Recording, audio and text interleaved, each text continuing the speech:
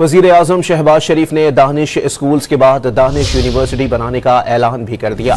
کابینہ سے خطاب میں بتایا کہ برطانیہ کی نیشنل کرائم ایجنسی کی طرف سے پاکستان کو واپس کیے گئے 190 ملین پاؤنڈز یونیورسٹی پر خرچ کیے جائیں گے۔